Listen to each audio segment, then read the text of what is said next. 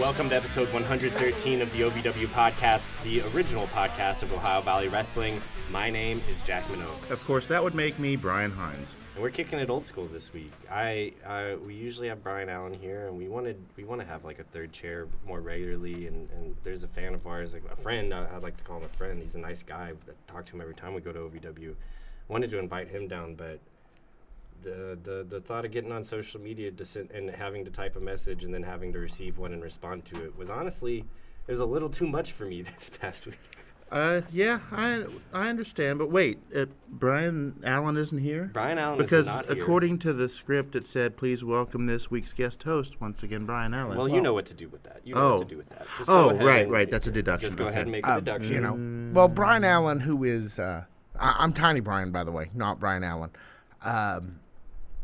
Maybe he is here. No one was mistaking you two for that. No, we'd be hard to mistake for one another.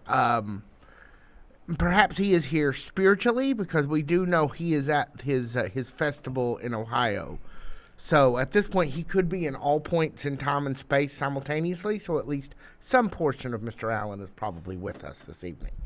And I am not Brian Allen. That's, of course, Malachi P.S. Woodard. No, it really... there's a point, it's a little early in the week. This is Wednesday as we're recording this for to be in all times and space at the same time at a festival. Give him till about Friday night, Saturday morning. He'll probably be everywhere he's just all getting at there once. and setting up today. Yeah, so. Yeah, the festival doesn't start until Friday, and then, well, I mean, that's just how it is. But we're thinking of him this evening, and honestly, I had forgotten he wasn't going to be here until he didn't answer me earlier today when I was like, "Hey, you coming?"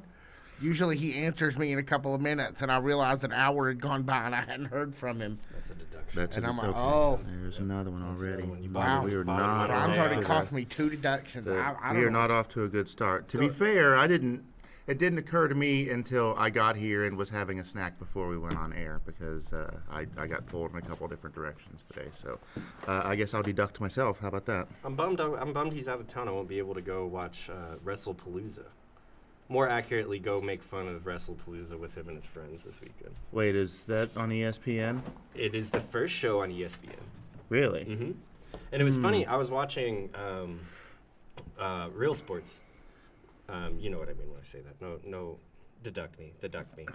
I was watching Real Sports, and the WrestlePalooza commercial was on, and it had a bunch of video footage of them at OVW, John Cena and Brock Lesnar. Oh, really? Yeah, I guess it's Wow. the part of the catalog that WWE still owns or whatever from OVW. Oh. But it was clearly these guys in the earliest iterations of their career. It was clearly kind of 4400 Shepherd's Hill Road. You know, it was cool. It was very cool. You literally saw the entrance, to the Davis as it stands now. Yeah. in that Historic video Davis Arena. Legendary Hot Point Davis Arena. Hot Point Davis Arena. No, so, and, do I need to see a John Cena, Brock Lesnar match? Do I need to see another Brock Lesnar match ever in my life? The answer is no. Do I need to see a John Cena, Brock Lesnar match? Not in particular. But I like hanging out with Brian Allen and his friends. I'm kind of bummed I won't be able to go over there and do it. So do you guys think WrestlePalooza stays a thing, or are we going this? Because this sounds like a lesser promotion would come up with to imply that this is their WrestleMania.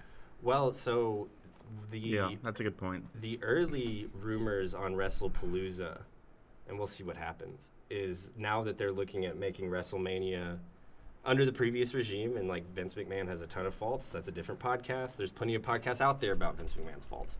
He had some things that you can't argue with. Let's keep ticket prices small. Let's keep WrestleMania. Let's keep the big four basically in America. Appeal to these fans. Those are hard things to argue with. But what they're saying is that WrestleMania is probably going to be more international in the coming years, and WrestlePalooza is going to be the domestic WrestleMania, basically. Ah, really? That's the early rumors. We'll see what happens. Well, to your point about keeping ticket prices low as they were formerly, that is not the case anymore, and they have priced me out of WWE. I mean, as far as having an active budget to pay for these things, I'm so broke I can't pay attention. So I haven't watched Raw since they moved to Netflix. I mean, I can get You ain't Netflix, missing anything, buddy. but I just haven't. I've watched SmackDown some. The weekend live events, they're not pay-per-views anymore. I try to catch up with those, but I have so little time to watch it and so money to keep up with it, little money to keep up with it. I just haven't paid attention. I can't keep up with what's going on. I didn't realize that was this weekend. I didn't realize that was going to be like American WrestleMania, and then the other WrestleMania was going to travel all over the world. That's basic. That's rumor and innuendo at this point, but That's a deduction. all signs point toward yes on that one. I mean, And yeah, if they bring WrestleMania to America, it'll only be New York, L.A., Dallas, Chicago, the most major markets. they'll Really? do I would WrestleMania. They'll do watch this. I know we're a few years out from this. They'll do WrestleMania 50 at Madison Square Garden, and tickets will be $2,000 for nosebleeds. I was going to say at least 1,000, but we're probably there now. Yeah, no, I mean tickets will be. That's a 10,000 person arena. Madison Square Garden is. And the original ticket was probably what, $10 and 85? Probably. About what you pay to go to OVW at every week. Yep. It's funny that you mentioned that because, let's be honest, guys. It's just you and us talking here. WWE is oversaturated. Too much to keep up with. Too much to watch. Too much to pay for. OVW's free. OVW's free on YouTube That's twice right. a week, and it's only $10 to get into most of these shows. I know it's 10. Is it still 10 to get into Hot Point Davis Arena? Is it Yeah, still 10 to get 10 to into? 15, depending on if you want to sit up front or if you just want to sit general ad. And But, I mean, with that being said, $10 will get you a seat within like the first 7 rows. there's only 6, I think.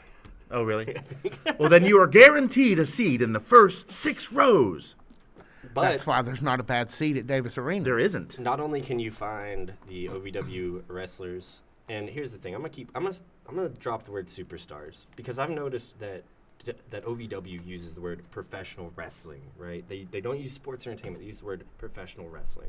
Yeah. And I want to keep with that. Where can we find, not just at Hot Point Davis Arena, but where can we find the OVW wrestlers in and around the state of Kentucky, Brian Hines? Wrestlers, like, you mean the Netflix show?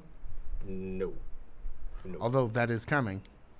No, it's the 2nd anniversary of Wrestlers. That's what I was tying to. This week. This yeah. week was the 2nd anniversary of Wrestlers. So That's a bummer. why? I don't know, man. That was a horrible time in my life. Okay, that's around fair. around the time that Wrestlers came out. I've said this Yeah. before on the podcast. Like, I'm not gonna get into details, but like that was actually like the worst 6 months of my life were between when Wrestlers came out and 6 months after that. It was awful. It was awful. Yeah, I remember that now, and I forgot about that. That my bad. But I try to forget about it every day, Brian Hines. it could be worse. At least you weren't married, because I wouldn't recommend that either. Well, that's the problem. Is I was trying to get there, and it didn't work. Well, we're glad you're still with us, Chapman. Yes, most definitely. We love you. Yeah, you guys came close to losing me. We're gonna come. I'm gonna come get a hug. Just. Are you gonna do it now? No. I might do it live on camera. Nope. All right. Nope. And instead of me doing that, Brian, why don't you tell us where the stars of the OVW can be found? Oh, The I professional suppose. wrestlers. Malachi, you can come give me a hug though. Every Thursday, you can catch OVW at Hot Point Davis Arena. Doors open at 5:45. Yeah. Is that right? Yeah.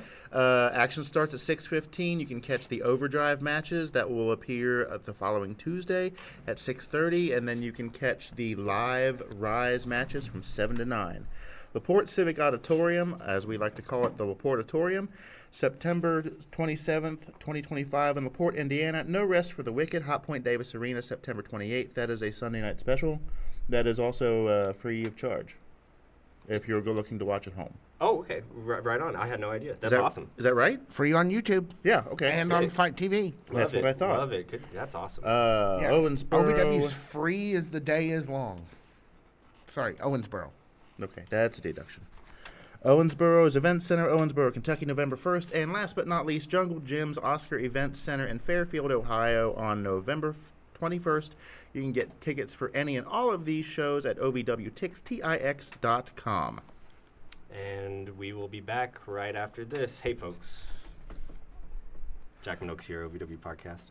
Somehow I'm on camera, though. Oh. We'll be back right after this. Hey folks, Jack Minogue's OVW podcast. Yesterday I went to a popular craft brewery. If you're a fan of OVW, you might be able to slim down which craft brewery it was. And I met, for the first time in the wild, who I believe to be swingers. Oh, wow. Yeah, it was interesting. They did not choose me. They chose my friend and yours, My Daily Bourbon. Well, of course they did. Which was, it didn't hurt my feelings at all. But I say all of this to say, and it really didn't hurt my feelings. It's totally fine. It's totally fine. Chad's not better looking than me or more successful than me or, smarter than I am. None of those things. None of those things are true at all. I promise. I say all of this to say that that's a unique Kentucky story.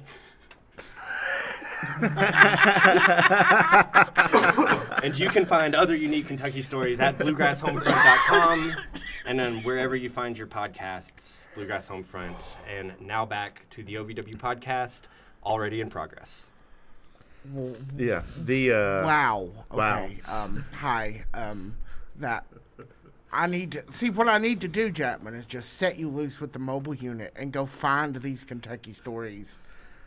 We can recover when Victor finally, the surgery thing kind of shut down. For what it's worth, they're from Minnesota, but it did Oh, happen. but they are in it did Kentucky. happen in Kentucky. That's yeah. a unique Kentucky story. Okay. Yeah. Thank you for taking the camera off of me.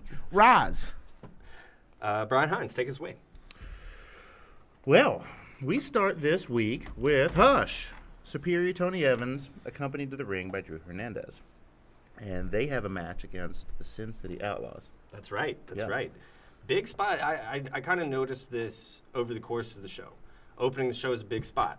We got Sin City Outlaws there, up-and-coming tag team, young guys. Closing the show, and we'll get there eventually. Yeah. You got Showtime Shanklin, Justice Davis. You got Northern Exposure. Northern Thunder. Northern Exposure. Although in my head it is Northern Exposure. Um, and then the song plays. And then, of course, they were joined by the Trifecta, a little more established tag team. But we're bookending the show with up-and-coming tag teams. Yes. And I think that that's important to And another pay match in attention the to. middle. And another big tag team match Yep. in the middle. Big tag team matches basically all night. Biggins. A theme of the evening could be tag team matches. Well, because honestly, spoiler, we do get into the Nightmare Cup this week. So. yeah, it's about time. We haven't had one of those in a little bit. Didn't have one last year because they were just getting back to weekly shows. Which was a nightmare in and of itself. It really was. But they've definitely recovered from that. Yeah, absolutely. So I mean, that is a distant memory. Absolutely. Speaking of nightmares, I got off work and I took a nap before I got here, and I had a dream. I went into dream mode immediately, and I had a dream that my son was with me for some school holiday. I was aware that it was a Wednesday, but we were in my hometown. We were around the LBC and stuff, and then I looked at my watch, which I don't wear a watch, and it said that it was 5:58, and I realized that it's 5:58 on a Wednesday. How am I going to do the show if I'm an hour and a half away? And then I looked around, and you guys were with me, and then I realized, wait, if you're all with me, then we're not doing the show, or either that or it's not Wednesday. And then I woke up, and my alarm clock said 4:40, and then I realized, oh, I guess I am doing the show. So that in itself was my own personal nightmare for the day, among others. When I woke up, what my alarm clock said? What? 4:20. Speaking of, I did get confirmation today that Josh Ashcraft will be joining us for Fans on Live 69 don't put his next business week. out there by saying, speaking of. He has a character. I don't know what you're talking about. I guess they don't call him East End villain for Exactly. nothing. East End filling these blunts up with weed. Easy. You like that. I could see it in your face. You kind of liked that one. He is from the LBC. Wow, boy, this went off the rails real fast. I know. That's why I wanted you to. So what'd you guys think of this match? Sin City Outlaws came out hot. They did. No, this was probably their best showing. Yeah, This is so probably far. their best showing on television. If I could, to take the conversation in a different direction, I want to talk less about what we saw in this match and more about what we saw after it. Because Tony Evans, we've been led to believe for a long time, is dastardly and evil and imposing and all of these things, right? He's never been more so that than at the end of this match. That is a very fair and valid point. I thought Drew Hernandez played janitor during this match a ton. Every time you wanted Drew Hernandez to pop up, there he was, big power move, just annihilating these guys. So I have one annihilating thing these I want to guys. say about Drew Hernandez. Please. There is an internet meme where there is a school bus coming in from the right side and then a train hitting it. Mm-hmm. That's how he came through in the very, very beginning of that match. It was awesome. And just knocked that poor guy clear into next week. I'm sure he's still probably not right after that. But there was just something about the cutting of the hair, the throwing the hair at the camera, and then the shot of the hair just dangling. I on the totally rope. agree. As a matter of fact, I took a picture of that with my phone as I was watching it, and I meant to post it in the Facebook and say, caption this, wrong answers only. But there's what a shot. Very powerful cinematography. What a shot there.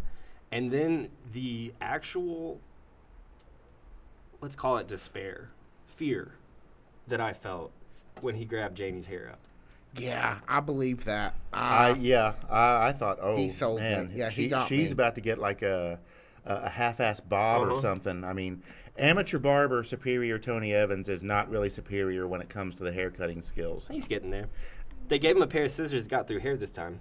Well, which is good. That is useful. That's a marginal improvement at best, but yeah, I thought, man, this chick is going to have a new look, whether she likes it or not, here real soon. But that wasn't the case because De Niro and Son, Family Business, came out to save the day to hype up the match, the hair versus hair match at No Rest for the Wicked.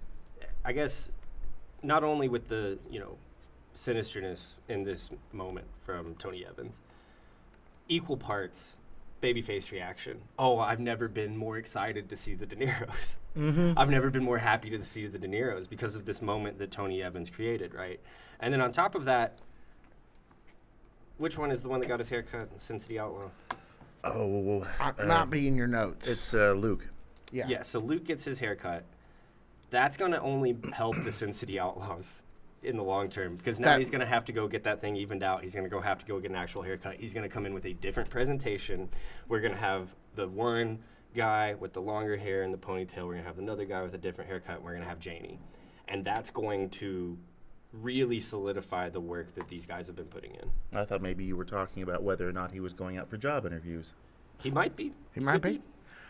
Speaking of that, one of you made the point last week that maybe at some point the Sin City Outlaws joined De Niro's little family. And I think maybe this argues in that direction. I forget which one of you made that point last week. That would be an interesting tangent, but also at the same time that tracks because, crime syndicates, stuff like that. Yeah, if De Niro's the boss of bosses, he needs people to boss. Yeah, that's fair. Well, and I think that we'll be looking at stuff like that definitely after the hair match. It just doesn't make sense, like you said, the boss of bosses, the Godfather, the five families give him the string, da-da-da-da-da-da. It doesn't make sense to just keep the package as the De Niros.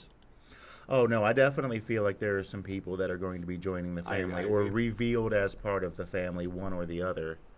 But time will tell, as it always does. But, I mean, that could be a nice little spot for the Sin City Outlaws and Janie, their cousin.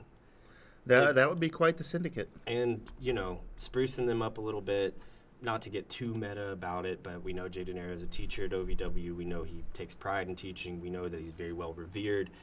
Having younger people underneath him, not just his son, but younger people in general underneath him, having him kind of call the shots on camera, being able to give live advice in the moment, that could really benefit someone like the Sin City Outlaws. Well, it definitely could, but my first question is there a dress code to be part of the family business? Oh, they got to go get some new duds. Okay. Sure. That's what I thought because sure. Their style is completely different. They're going to need to, spend some time at Men's Warehouse. They're going to have to get shoes that pass the Jay De Niro Shoe Appreciation Society total makeover, and maybe that haircut is part of that. And honestly, I kind of, Janie's cool is like the Bonnie, right now. Like, what if she's like a Bond girl, though? Right? That'd be something. Like, what if she was just like cool and elegant and that kind of manager, that kind of valet, not unlike your friend Exactly, here. yeah. Like I think that would be. I mean, it's a mobster. You gotta have a pretty girl around. Yeah, That's absolutely. I've seen. Like I said last week, I've seen all and the movies. and there's one in every single Bond movie. Exactly. Speaking of, I didn't know this until probably a month or two ago, but do you know the first song that Jimmy Page and John Paul Jones played on together? Off the top of your head? I not off the top of my head. Because I had no idea, and I it's thought I back knew in there everything about Led somewhere. Zeppelin. It's back in there. What is it? Goldfinger. Interesting. Yes. So what's that? 68? 60, 66? It predates the Yardbirds. Yeah. Okay. So yeah, it's probably like 66. Yeah. Because Yeah. what Zeppelin 1 came out in 68, 69, I think. 69, somewhere around. Somewhere in there. Goldfinger. Anyway. Malachi, Goldfinger in movies is like the Snake Eater soundtrack from Metal Gear Solid, if that makes sense to you in a nerd viewpoint way. Malachi's. Oh, he's putting his thumbs down. I don't know. He's not a Metal Gear Solid kind of guy, He's a Kojima guy. and he's just kicked me for some reason. I'm a Metal Gear Solid guy. I just know this already. Okay, well, I didn't know. Sometimes you don't know stuff about pop culture, Malachi. I know everything. I know you are, but what am I? And this is the last episode of this show. Yeah, that's. We said it before. Tony Evans takes the victory. That's not the important part, though. The important part is the De Niro save, Yes, right? definitely. Let's move ahead, Brian Hunt. So, next, we see Evil Z and Icon Lee come to the ring for a tag team match versus Level 3, Kirko Kai and J3. Our champions. Our champions, or so we think. They come to the ring, and lo and behold, the trifecta. Yep, they show Come out. up. Angry about losing their belts, and rightly so. Try to bust the party up a little bit. Yeah. And as they're all arguing about who the rightful champion is, we hear some familiar music, and appears our beloved boss, Al Snow, Right. who says, okay, guys, this wasn't an official match, so you're not officially tag team champions. We know something about being unofficial. Yeah. So It's a bummer, man. Yeah. It's a bummer 2 weeks into these kids' reign. Yeah. It really is. So the trifecta naturally assume that they're going to get the belts back, and Al Snow's like, whoa, hold your roll. That's not the case. And then he announces that there will be a Nightmare Cup tag team tournament to crown, is it the number one contender or the heavyweight champions? The champion. The It's a champions. champion. That's what I Champions. thought. Okay. So instead of having the original match of the Doom Squad versus Level 3, we have a triple threat tag team match. Mm-hmm. Which, And Al kind of sends the trifecta back to back. He says, "Get out of here. Yeah. This isn't your time right now." by the way, when they came out, I didn't have my glasses on, and I was trying to read Ashton Adonis's T-shirt, and it said "Read between the lines," and I thought for sure for a second it said "Read Beef Queen the lines," and I thought, what the hell does that mean? I don't understand. And then I put my Queen of the glasses on. Lions. That's a weird presentation for beef, but I'd be here Read for it. Beef Queen the Lions. I didn't know whether he was like repping somebody who made like quality meat products or what was going on. And then I put my glasses on and it's like, oh yeah, that makes much more sense. I think the beef queen is Megan the Stallion because you don't want to get in a beef with her. She's gonna win it. Really? Yeah. I think I thought it was Beef's wife. Oh, beef Oh queen. yeah, okay. He hasn't been here in a while. Maybe I there's think. like a festival or something where they crown the Beef Queen. I bet there is somewhere. I bet there is. We should look that up. I'll write that down now. What's the one they have in Kentucky where they have a weird queen? Is it corn? Is it a corn festival? Is it apples? Is it the apple festival? Where they have like a beauty pageant specific. I to think the there's festival? several of them, but that is not a thing. You know. Every single town has one. Yeah, but there's like one in Kentucky that you're just like, is this an episode of King of the Hill? Like, there's just one. It's got to that's be like propane then. That's like so ridiculous, Yeah,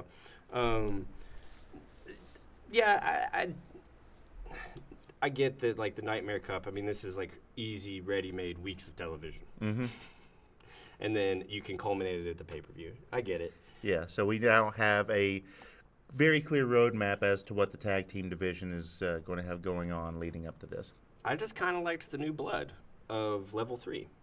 Yeah, me too. What's not to like? You know? And I'd kind of like to go back and watch the match in which they won to decide what was unofficial about it. Did they not ring the bell at first? Well, there's been quite a few Yeah. in the past 2 years. I Not to be bringing up past mistakes, but there's been quite a few times I did not hear a bell ring in OVW for what it's worth. Yeah. So, no, I don't know. I they grew on me. They grew on me quick. Yeah, definitely. But they end up taking home the victory here in this, I guess, three-way tag. That would be the correct distinction between Evil Z, Level 3, and Jack Vaughn and Donovan Cecil. But again, we get a story tucked inside of the match. Mm-hmm. Level 3 advance in the Nightmare Cup, but the story of the match truly is Jack Vaughn and Donovan Cecil. The odd couple, yeah. Yeah. Still can't get in. They have a really great part in the middle of this. I've seen a ton of, like, mismatched tag teams, odd couple tag teams not seeing eye to eye. And they have a spot in this where Jack Vaughn tags in Donovan Cecil and tries to crawl through the rope at the same direction that Donovan's crawling through the rope. And Donovan's just like, what are you doing, dude? Go through this way.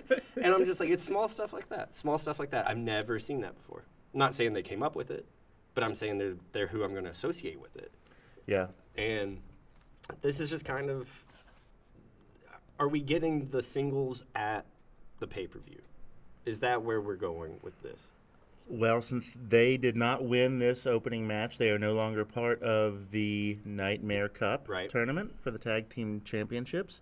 So, yeah, I think that is exactly what's going to happen. I mean, there are two things that could be really great together, but you just can't quite get on the same page. And, I mean, what happened this time around was not Donovan's fault. It was just being in the wrong place at the wrong time for poor Jack Vaughn. Donovan looked great out there. I mean, always. First off, there was little to no participation from Evil Z or Icon Lee. Well, next to none. One thing I was going to kind of point out is at the beginning of this, Icon Lee was in there. He was getting thrown around. He was getting beat up. A little. He was getting it on all sides. And then the match kind of becomes the odd couple and then Level 3. But there was a good little bit there where Super Z is on the outside. Evil Z is on the outside. Icon Lee's taking a brunt of the punishment. And I thought that was a really good spot for Icon Lee. I don't disagree. I just noticed that their participation in this match was dwarfed by the story between the other two teams, Level 3 and Donovan Cecil and the veteran Jack Vaughn. I agree. That cartwheel, like sunset flip that J3 did. Oh, it's insane. Crazy athletic. I was very impressed by that. But I was also impressed by, I mean, you're going to be able to hear those chops that Donovan Cecil hits you with across the Ohio River into they hear him all the way Indiana. down at Wick's Pizza on Bardstown Road. I love how he gets the crowd to be quiet and hits them with the shh, shh, shh, shh, and then slaps the crap out of everybody whenever he does it. That's my favorite part about the chops. But the gut wrench crucifix was pretty impressive. He sent him all the way across the ring in a move that would make Scott Hall very proud. I think one of my favorite kind of takeaways from this match as well is that Jack Vaughn takes the pin.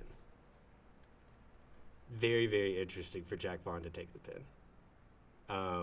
And especially like with the new kids, the young guns versus the veteran, really kind of solidifying Level 3. Hey, we know you're not the champions anymore.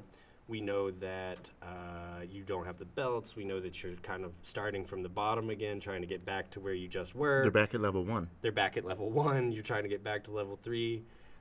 This is going to sound like we're going to get spammed for multi-level marketing stuff. No, Jack Vaughn taking the pin from the young guys it's a huge vote of respect to the young guys. Mm-hmm. It really is, because you would think wrestling brain on, wrestling mind on, oh, well, Icon and Evil Z are here to take the pin. Not the case. Not this time. Not the No. case. So I think I think that's very interesting. What I'd like to see is a Jack Vaughn singles match with one of the two members of Level 3. Okay. Just kind of like, hey, I need to get that back a little bit, and then still take the victory. And then still kind of get underneath the skin, right? To go back to your point about thinking that somebody from the Doom Syndicate was going to take the pin, see, they outsmarted everybody because you can't take the pin if you're not in the match. That's right. That's right. There's another internet meme for you where the guy's pointing at his head because he's smart and he's really not smart. No, both of these little three-way tags were really, really, really fantastic tonight. They were. There's yeah. a lot of good stuff on tonight's card. Surprisingly, I think that if you only watch one match, watch this one. I think it's probably the main event of the evening. I think it's the second three-way tag that we see. That was pretty solid. I can't wait to get into that here in a minute. Level 3 win, they advance in the Nightmare Cup. All right. So, bout 3 of the evening, Dustin Jackson versus OVW Media Champ Jake Lawless. How much more stuff they got underneath that ring? Probably quite a bit. I didn't see a kitchen sink, but I saw damn near everything else. There's like a point where Jake Lawless pulls out like a storage container. Yeah. Like you would keep like Legos in or cat food if you're at my house. Yeah, a broken storage container.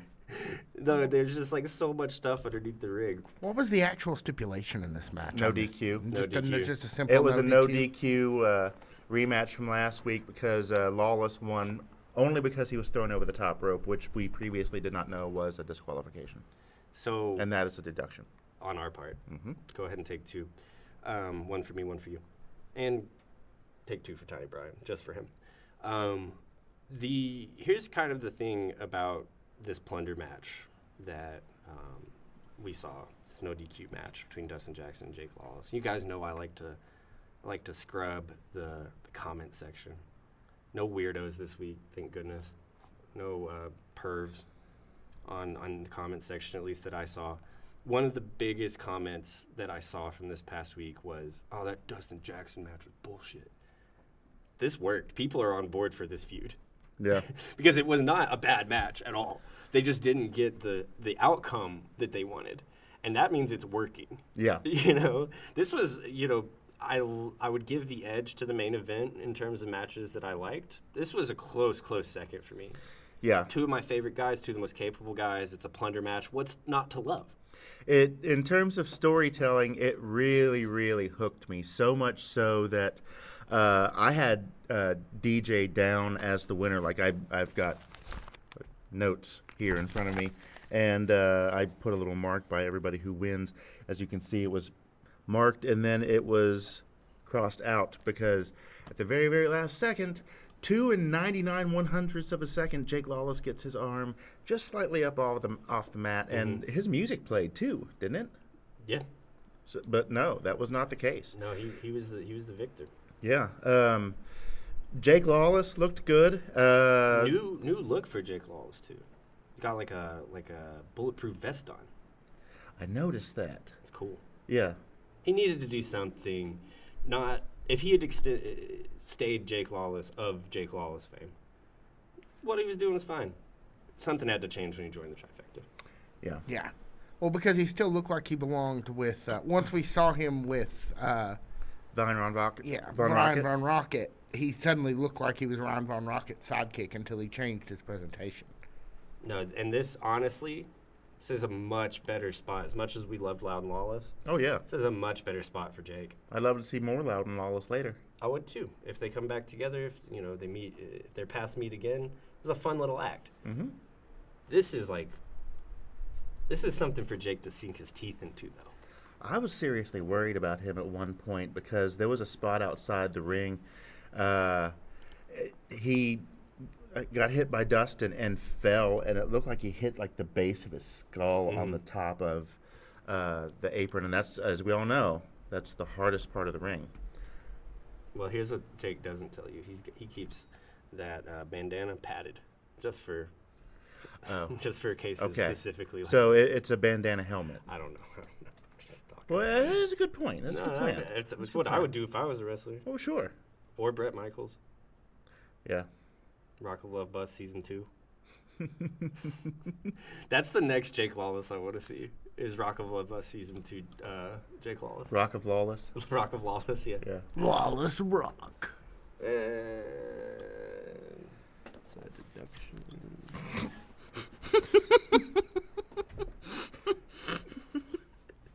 Oh my God! I almost spit my drink. Jake Lawless takes the victory here. He retains the championship. Really, really fantastic match from these guys tonight.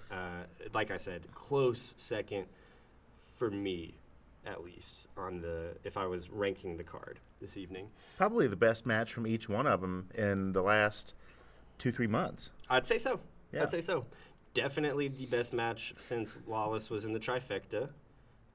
Dustin, been a little spotty in terms of attendance. Attendance isn't the right word. In terms of being on television. On-screen appearance. On-screen appearances. This is probably his best match since he won the championship. Lawless or Dustin? Who won? Dustin. Oh, you mean way back? Yeah, way back. I wouldn't disagree. Yeah. He had some big moments during that championship run. As far as matches, I might be on board with that. I might buy a little bit of that. It's just an observation. Put some futures down on it. Sure. Are we going to see this again within the next couple of weeks? Are we going to see this at the pay-per-view? If we don't end up seeing some chapter from this storyline at the pay-per-view, I would be very surprised. Will we see them get another match between now and then? How many days we got left? We got like 11 days. We will see another interaction with them, but do I think it'll be another match? No, I don't. I think it'll just be to build heat for the pay-per-view, which is on September 28th. Yeah, Sunday night.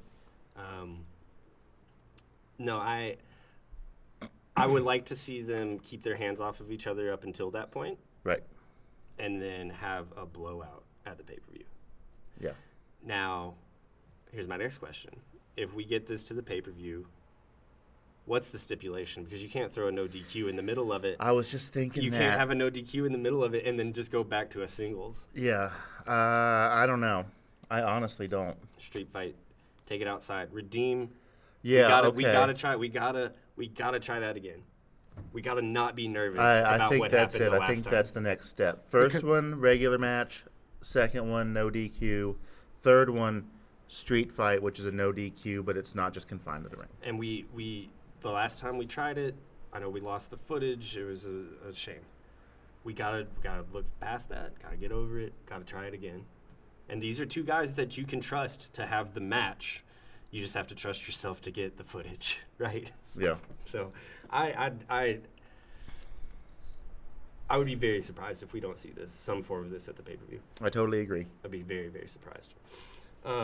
So, bout 4 of the evening is Star Rider versus Jake Painter. Brian Hines, how are you feeling about this one? I was very, very impressed with Jake Painter's performance. Every time he turned around, there was a backbreaker. Yeah. But, the name kind of implies something like that. So, he's come a long way in the last little bit. Star Rider looked good. Star Rider's looking good. He looks like Josh Ashcraft said, he looks like a real-life action figure. If Star Rider was at a local brewery, and there's 2 people from out of town, Minnesota maybe, and they started talking to him, they'd probably choose him over Chad. I wouldn't doubt it. I'm just saying. I don't know. I don't know anything about it. That sequence with Star Rider where he did the swing through in the ropes and then went across the ring and back and jumped through the ropes to kick Painter, that was masterfully done. He was like an Olympic gymnast because you had the ropes like here and here. So it looked like he was on the parallel bars.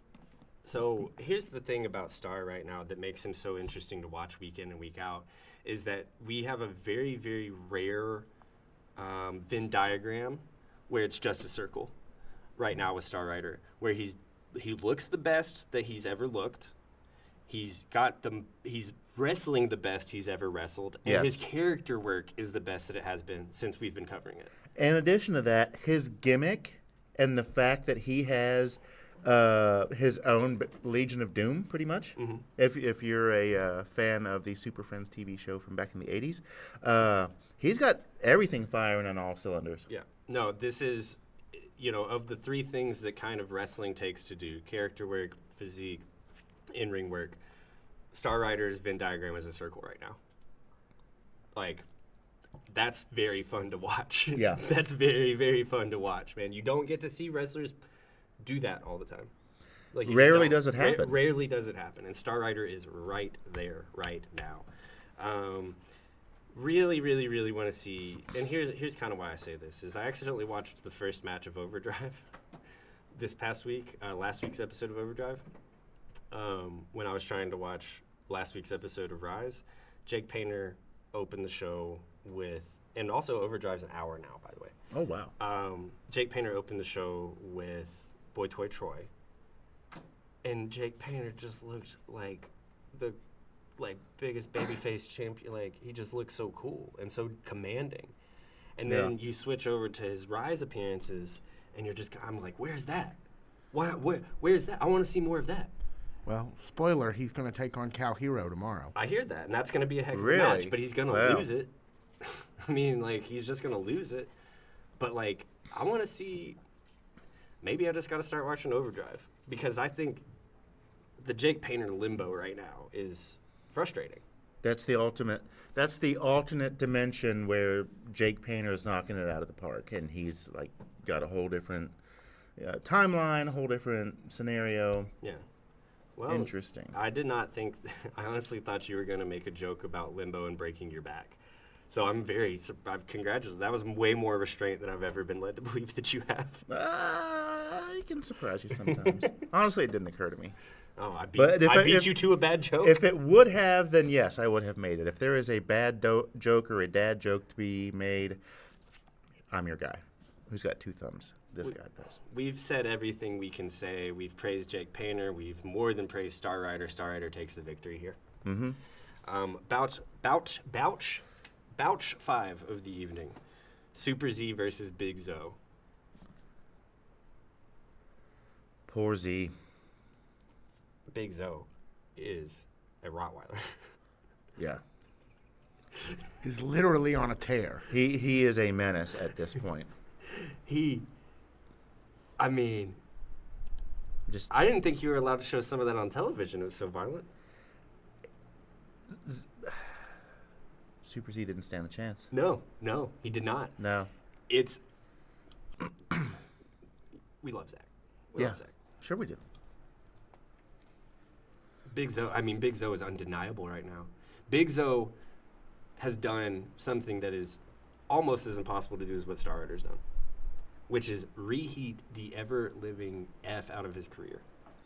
Yeah. Which In 3 weeks, this man went from jobberoni to believable potential champion. he always had that in him to begin with. 100%. Just wow. I mean, enough to, this thing with Surge that we're going to get at the pay-per-view is going to be big. We're getting it next week. Yeah. We're getting it tomorrow. Yeah. The thing with Surge. I wouldn't be surprised if we see a Tony Gunn or a Crixus type. Show up and mess things up so they get delayed. Yeah, you're probably right about Big that. Zoe and Surge is too big. One-on-one, straightforward singles. Big Zoe and Erik Surge is too big to not put on the pay-per-view. That's a ticket seller, especially with how hot Zoe is right now Yeah. and how beloved he is by Davis Arena. That's a ticket seller. You love Erik Surge coming out to confront him and just being like you're being a bad man. Of course. The babiest face in OVW. He's won a gregarious Erik Surge. champion. He's Yeah. a gregarious champion. Erik Happy Surge warrior. is great on screen. He's, a very talented wrestler when he's got the mic. He comes across as a public speaker or a teacher. He can command a room. He's charismatic. But He's I cool. love it. I friggin' love spicy Erik Surge. When he gets mad and he's got something to say, I think he's up there with the best of them. He's that teacher that it only took one time of them yelling at you. Yeah. Oh no! Yeah. Yeah. Mine was Mr. Carpenter, and he said, "Will everybody shut the f up?" Never got mad. Never rose his voice again after that. We were the best students for the next 4 months. We were the best students. He was only like 30, too. Like, so he's like the young teacher and got all of our references, and also knew like if he cursed at us once, none of us were gonna say anything. It's that one thing that kind of catches your attention. Yeah, no, he knew he had to go there, and boy, did it work. No, I love what you say about Erik Surge because he is affable in the same way as a public speaker or a teacher, right? He's likable and can connect with you in the way that a good teacher can or a good public speaker can. And command respect. And command which respect. Not everybody has the ability to do. Which makes it so much more evident, I guess I would like to say, when he does get mad. Yes. It means much more when he gets mad, And Erik Surge, no matter what happens, you've had a hell of a 2025. Absolutely. From jump. From event 1 of Davis at Davis Arena this year. No matter what happens, that's something to be very proud of. But man, it might be Zoe time. I feel like it's Zoe time. It might be Zoe time, dude. Yeah. There's just something in the air, and I think that's where this is headed. It's beginning to feel undeniable. Yeah. And I'm here for it. How long did we say it? We said it for 6 months. Put Zoe in a championship picture. We both agree. Yeah. Probably the thing that really solidified it for me was that best of 7 series with the Iron Demon. Yeah. No, and I mean, you just have two in that best of 7 series. Not only did you have like great professional wrestling storytelling, but you had like 2 physical specimens that are hard to compare to anyone else. Apples and oranges. Just guys who can get the job done. Mm-hmm. Shane Mercer was strong as hell, and Big Zoe's athletic as hell. You don't think when you look at a guy like Big Zoe that he's as light on his feet as he is, but he's all that out there doing all that in a cartwheels. bag of chips. Yeah. With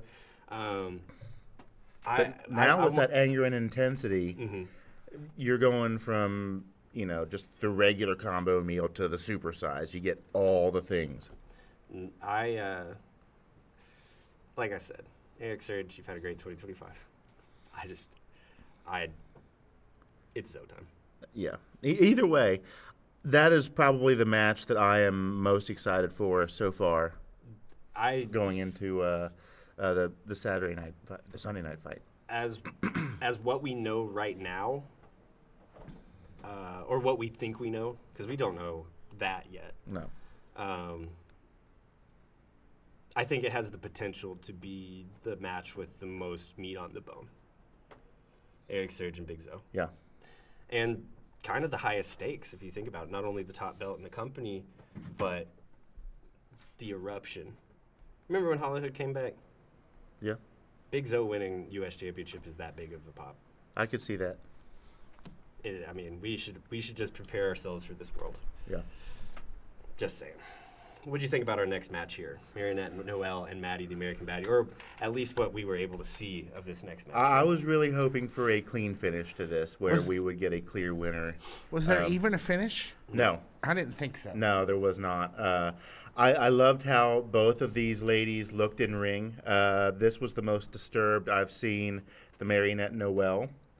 I've seen like reels on social media of this is the scariest thing you'll see all day, and there's like some kind of cryptic being that's kind of walking around jerking like that.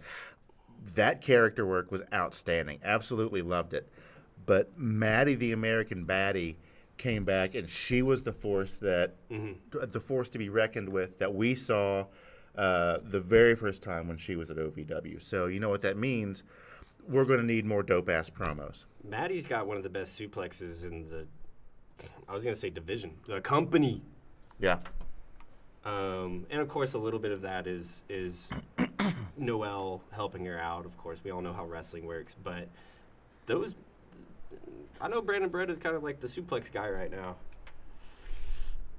Maddie American Baddie. She's right up there. Yeah, I might give the edge to Maddie American Baddie. If she were there more often, I would also add Ari Alexander into well- that discussion because she is the master, or I guess mistress, of the German chocolate cake suplex. We with a lot of things with Laurie Alexander, you're almost talking about a different spectrum. Yeah. Like, not just the suplex, but just kind of. I mean, she's one of the most well-rounded professional wrestlers we've ever watched at OVW. Like, she just is, and that's not a slight at anyone else. That's an acknowledgement that, like, Ari's born with with a certain type of skill and a certain type of talent. Not to say she hasn't worked her ass off for it, but she's just, there's something about Ari's moveset, something about Ari that is it's just cut from a little bit different cloth. Oh yeah, You know, yeah, definitely. That's all. Well, we didn't see her during this match, but in the middle of this match, we did see Freya the Slayer. Just about everybody else. Just about everybody else, yeah. Freya comes out and accuses Maddie of attacking the OVW women's division. There have been a string of attacks over the course of the last 2 weeks. First it was J-Rod, then it was Freya, and then J-Rod appears on the Jumbotron and claims that Freya pretended that she was knocked out to throw everybody off the tracks, and she was the one who actually attacked J-Rod. I don't buy that. You don't think? That's a little fishy. I feel like this is like the beginning of the story, but the beginning starts with a lot of misdirection. So you don't really know what has happened so far, and I feel like over the course of the next 2 weeks or so, we're going to see a lot of details emerge as to what's really going on, what has gone on, and where this is going to go. I agree. I loved the kind of consistent interruption. I loved ending on Sophia. Kind of like, hey, welcome back, Sophia. I still think Sophia did it. She certainly didn't Deny it. Yeah, she didn't, and that was kind of a sus way that she kind of just stood there and smiled at everyone. The fact that she didn't really say anything and she just kind of stood there and smiling, it was the smile on her face that kind of was one of those smiles like, I know something you don't know. Yeah. So it'll be interesting to see how this all shakes out in the next 2 weeks leading into No Rest for the Wicked. Now, a little bit of last week, I did kind of give the people online on the comment section of the OVW YouTube page kind of said, hey, give it a break. I know there wasn't a women's match this week, and but they'll get there. Like, it's fine. This is the anomaly, not the rule. The exception, I guess, is the turn of phrase. Dalton McKenzie? No, not him. Oh. The exception, not the rule. I will say, after this week, I saw a lot more, hey, why isn't there more women's matches in OVW? And after this week, I'm going to give those complaints a little bit more credence. To only have one women's match, one women's segment, basically, and it not even get to the bell ringing, not even get to count to 3 on it, I'm going to give those people a little more credence. As with anything wrestling related on the internet, I do think these people are psychos, and I do think they're overreacting. As far as that goes, for me, that's a big deduction. I think so. Last 2 weeks. But I think that those people have a little more credence this week than they did last week. Yeah. Especially given that it really did seem like you just tried to jam-pack all of the women into one segment, and there was nothing resembling a wrestling match. Well, I don't disagree. But with that being said, I feel like the episode that we are talking about now is the setup for possibly another Nightmare Cup for the Women's Championship. Because suddenly, like last week, there was like next to nothing. The week before, there was next to nothing. Suddenly, you have like 4 or 5 major players from the women's division out there battling it out, arguing, fighting, just like we saw with the tag team division at the beginning of the show. So I'm really hoping that in the next episode we see of Rise, that we are going to get treated to something like that. There was also a ton of comments considering the women's tag team belt. And to those people leaving those comments, I will give you a piece of advice. Good luck. Ain't happening. Stop soon. asking for it. I mean, we asked for it consistently for 6 months, and then we gave up. Yeah. And that was a year and a half ago. Because they point blank said, no, it's not going to happen right now. They have their reasons, and guess what? It's not because they hate women and they hate women's wrestling and they don't want women to be on TV. Okay, they have their reasons. They're very well thought out, and they make sense. When you hear them from Al Snow's mouth, they make sense. They don't have the people. The same people that are complaining about, oh, why isn't there more women's segments? Why isn't there more women's matches? Are the same people complaining about, oh, why isn't there a women's tag title at this point? And the answers are the same. The answers are the same. There's not the personnel. Yeah. I don't know. Currently, no. No, currently, no. I'm sure that'll change at some point, but as of right now, it's bound to. It is what it is. But for right now, guys, it's a little bit of a hiccup. I get it. And I'm starting to give you guys a little more credence. I'm starting to agree with you guys a little bit more. Just breathe. Just breathe. We'll get back to regularly scheduled programming in the women's division soon. I promise. I know it to be true. Without knowing anything, I know it to be true. Just like with the Rush division. We haven't seen Just a like with the scramble Rush in like division. 2 months. Just like with the Rush division. We haven't seen Chris Exodus or J.J. Lawson or any of those high-flying young guys over the course of the last month or two. Just simmer down. They're still there. Chill. We'll see them again. Chill. Bout 7 match, OVW heavyweight champion Cal Hero versus Anthony Toatelli. This is a good one. This was probably my match of the night. Third for me, probably would be second, but I love a good plunder match. Okay, yeah, that's fair. Okay, I guess this is right up there with the main event, but I mean, right up there at the top of the bill, Anthony Toatelli, the Flowing Samoan, looked fantastic. Yeah. Tougher than I think we've ever seen him so far. I mean, Cal Hero is Cal Hero. Whenever you have a Cal Hero match, you know what you're going to get. We got everything we expected out of Cal Hero. But I really feel like Anthony Toatelli really took him to task. I agree, and I think that while we're talking, about Cal's praises for a second, Cal did everything he could to make Anthony Toatelli look like he deserves to be in the title picture or holding a title. Well, rightly so. We've thought about it for a long time, and we believe he does. We believe Anthony Toatelli is right up there at the top for contention for any of the men's titles. But when you take Cal to the limit the way that Anthony did tonight, even though Anthony, was the one looking at the lights, counting to 3, this I think could be the beginning of finally the Anthony Toatelli that we've been hoping to see this whole time.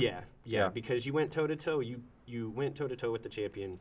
He had to hope and pray to beat you. Yeah, there were times. A lot of it, I really felt like Toatelli. I'm always rooting for this guy. It's hard to root against him. Yep. But I really thought he had it. I really thought he had Cal's number this week. We're a little too early into the count. I know in terms of timelines for sure. that realistically speaking, it was a long shot. But if it would have been any given day, if it would have been 6 months down the road, I think it would have been a different story. I agree.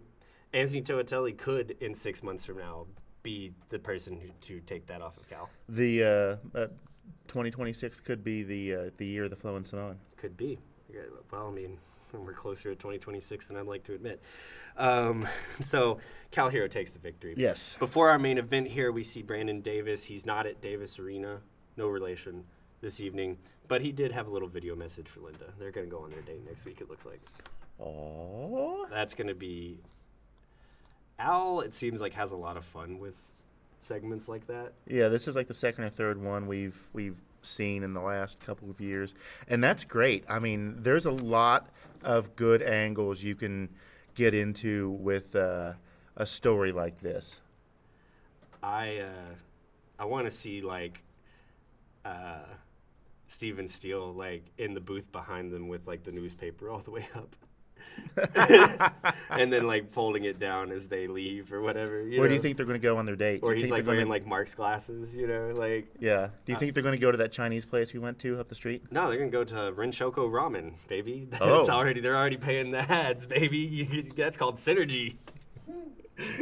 Well, that sounds perfect. Or that restaurant they go to in all their promos.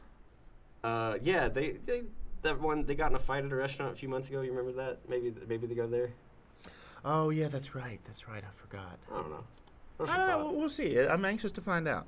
And to the both of you, I hope that your first date goes well. I'm very happy for you. Yeah, they seem cute. Good luck, kids. All right, main event of the evening. It's another Nightmare Cup first round match between Justice Davis and Showtime Shanklin, Northern Exposure, Northern Thunder, and the trifecta. Brian Hines. So we've been doing this for 2 years. We have. We've seen Iceman Justice Davis pretty much from the beginning. We have. We've seen Showtime Shanklin's very first match. We have. Going from where we started and what we saw from these two when they started to this episode, look at you guys. Yeah. Look at where you are. You are at the top of the card. You are the main event. Main event. In a match with Northern Thunder and the Trifecta, who were almost the most recent tag team champions. I'm proud of you. Last official champions, apparently. Yeah, okay, that's a good point, unofficially speaking. I, for one, Brian Hines, am proud of you both. Me too. Heck of a match. Big slot, like you're saying, to speak kind of like add to your point. Not only a huge spot for Justice Davis and Showtime Shanklin, huge spot for Northern Thunder. They had a sequence where it was just the two of them. That was just as good as anything I've seen in the tag team division at OVW or anywhere else for that matter. So all four of you guys should be proud of yourselves. I didn't realize that Northern Thunder was also Northern because they are from Canada, eh? Yeah, they're from Canada. Yeah. I thought that they were from across the pond. No, that was our friends, the Blockbusters. They were from. Oh no, I know they were From England. but I thought like in England. their first match, they said that they were from England. No, I think I remember them being from Canada. I in my mind, they're always from Canada. Interesting. But, so let's go ahead and say this: Trifecta take the victory. We're looking at a tournament. That's the right answer. Yeah, That's the right answer. absolutely. Because Level 3 took the victory in the earlier one.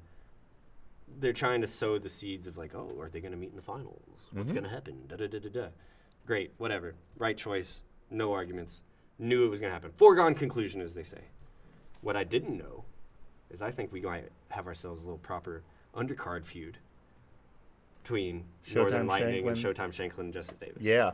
Yeah. Yeah, I love it. That would be a wonderful direction to spin off of because those two teams had chemistry, man. They do. Those teams have chemistry, and I want to see more of it. Kind of, I love the trifecta, but kind of want to see more of that in a more contained setting, I guess. Yeah. More traditional, two in one corner, two in another corner. Ring the bell. Let's fight. Let's tag in and out, et cetera, et cetera. This episode of OVW single-handedly jump-started the tag team division I agree. because it had been on life support for a long time. There really hadn't been. It didn't have it didn't pack the punch that, say, the Rush division did for the past 6 months. It didn't pack the punch that the storyline with the Revolution and Doug Basham being champion had for nearly a year. And everything that happened during And that. yes, everything that happened during that. The tag team division is back and it is on fire. And I love what you said, jump shot, right? Or not jump shot, jump start. Jump shot is what Showtime Shanklin does. Yeah. I love that you said jump start because I thought 2 weeks ago that the jump start was going to be Level 3 being the new champions. In fact, as much as a bummer as it is that they got stripped of their championships, stripped of their titles, the jump start was them losing the titles. Yeah. Which is, that's great. That's so. It's OVW, right, man? When you think you know what's going on, you have no clue. That's true. And Every week. Any final thoughts, Brian Hines? I had a great time watching this episode. too. There's so much young talent that has been infused into OVW this week, and I'm glad to see it. I can't wait for the next one. Me neither. And we are, as we sit across from each other right now, about 24 hours away from it. Guys, thank you so much for listening. My name is Jackman Oaks. I'm Brian Hines. And this has been the OVW podcast. Malachi, you hit the button a little too early. The original podcast of Ohio Valley Wrestling. 3, 2, 1. Hey.